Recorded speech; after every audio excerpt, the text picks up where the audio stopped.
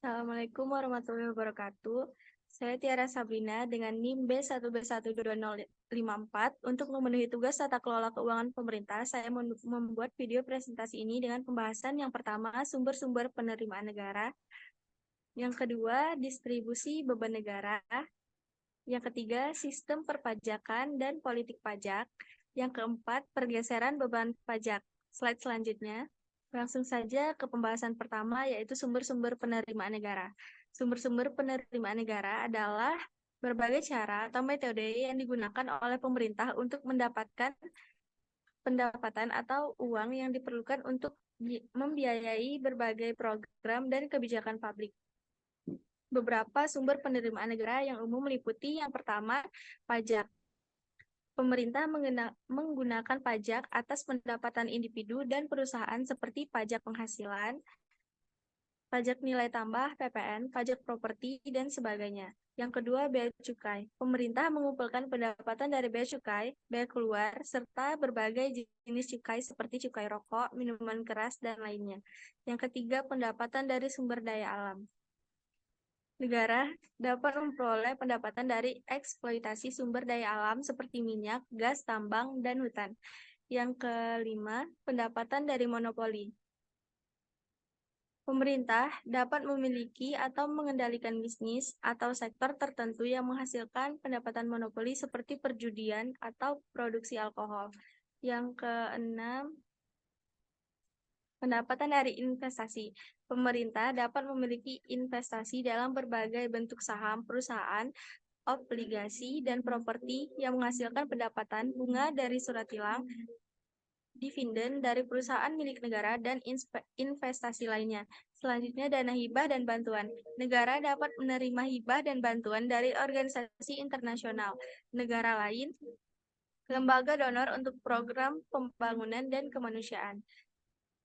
Yang ketujuh, pinjaman. Pemerintah dapat mengambil pinjaman dari pasar keuangan atau lembaga keuangan internasional untuk mendanai proyek-proyek atau kebijakan tertentu.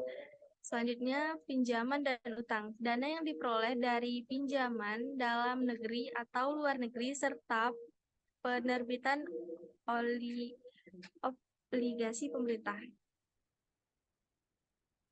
Yang kesembilan, penjualan aset. Pemerintah dapat menjual aset seperti tanah, bangunan, atau perusahaan milik negara untuk mendapatkan pendapatan tambahan.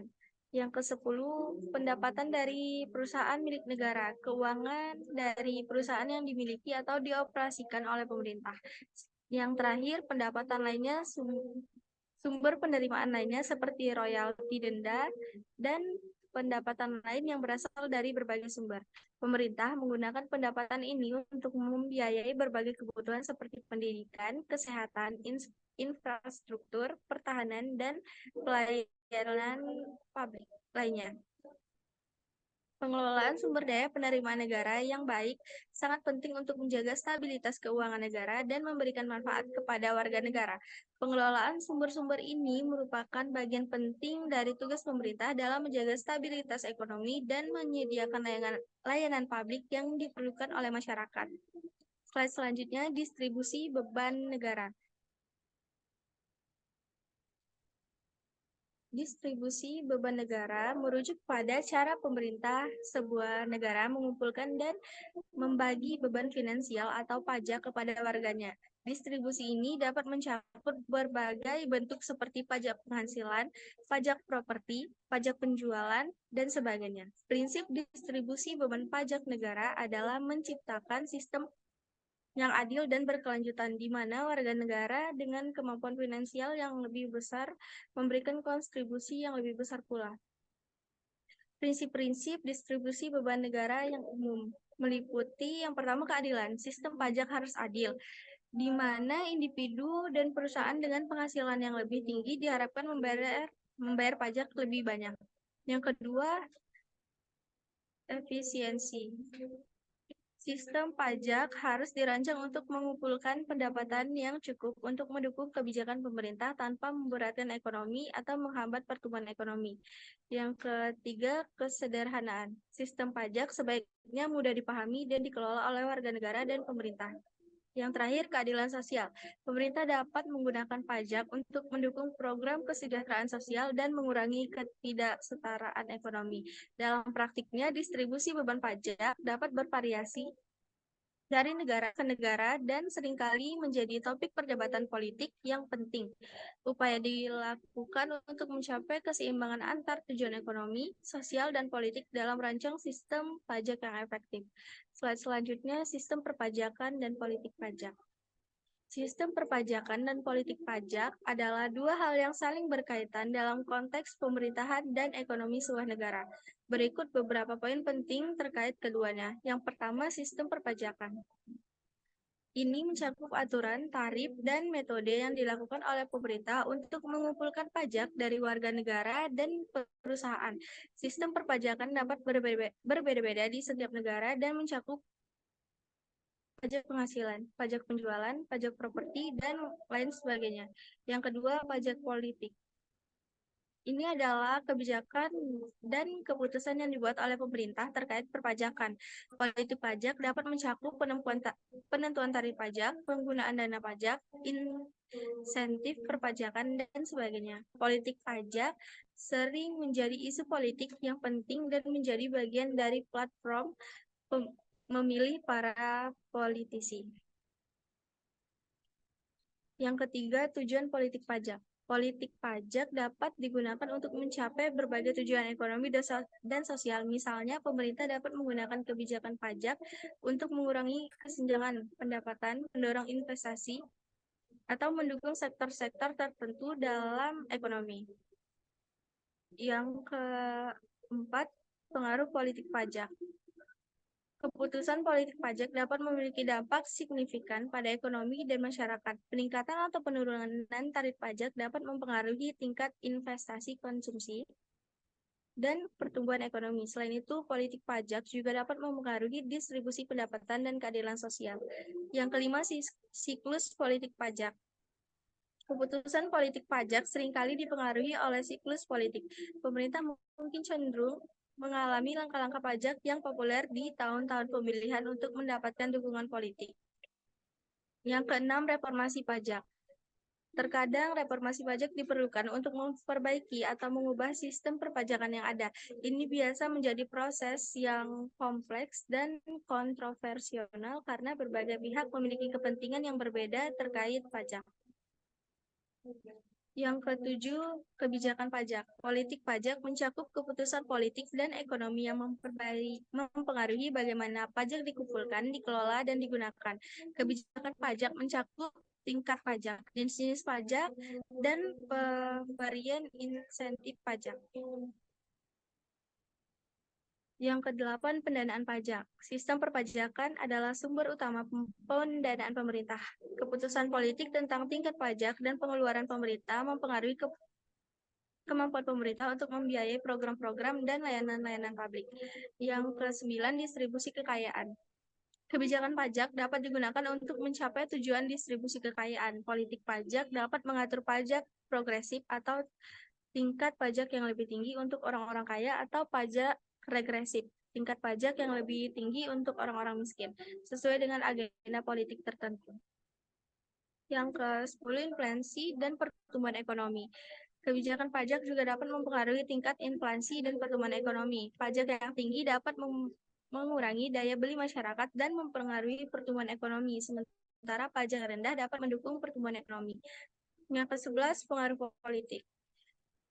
Politik pajak sering menjadi isu politik yang kontroversial.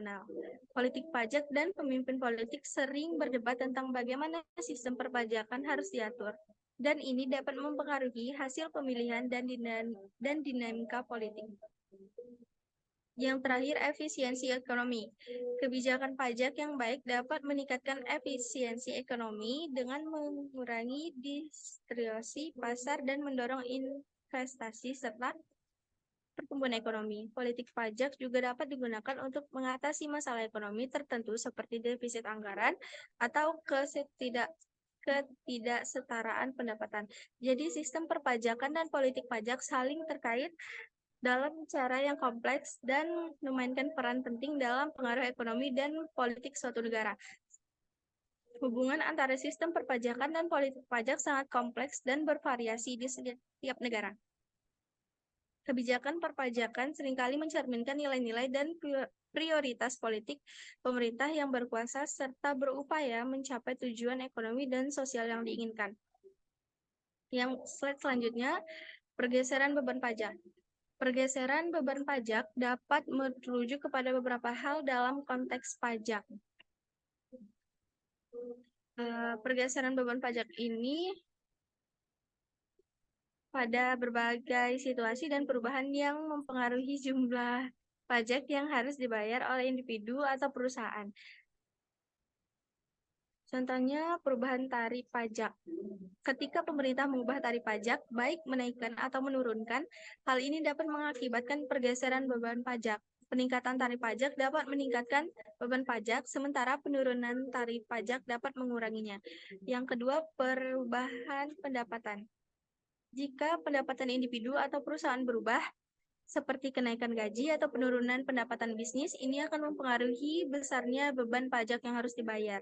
Yang ketiga, pemotongan pajak. Pemotongan pajak seperti pengurangan pajak penghasilan atau kredit pajak tertentu dapat mengurangi beban pajak yang seharusnya dibayar. Yang keempat, perubahan kepemilikan aset. Penjualan dan pengalihan aset dapat memiliki konsekuensi pajak yang dapat mempengaruhi beban pajak. Yang kelima, perubahan dalam hukum pajak. Perubahan dalam undang-undang pajak dapat mempengaruhi bagaimana beban pajak dihitung dan dibayar. Yang keenam, pergeseran beban pajak antara individu atau perusahaan. Ini mengacu pada perubahan dalam jumlah pajak yang dibayarkan oleh individu atau perusahaan dari suatu tahun ke tahun berikutnya. Pergeseran ini bisa disebabkan oleh perubahan dalam pendapatan, perubahan dan undang-undang pajak atau strategi perencanaan pajak yang berbeda.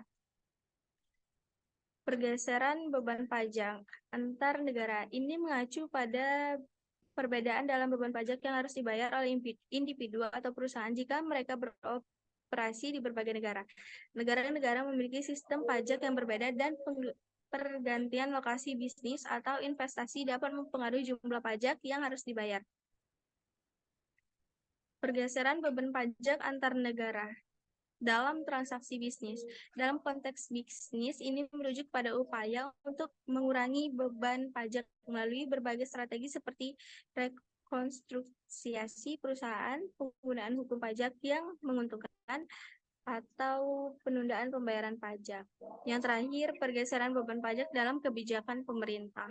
Pemerintah dapat mengubah aturan pajak atau memberikan insentif fiskal tertentu untuk menggeser beban pajak ke sektor tertentu atau mendorong investasi dalam bidang-bidang tertentu.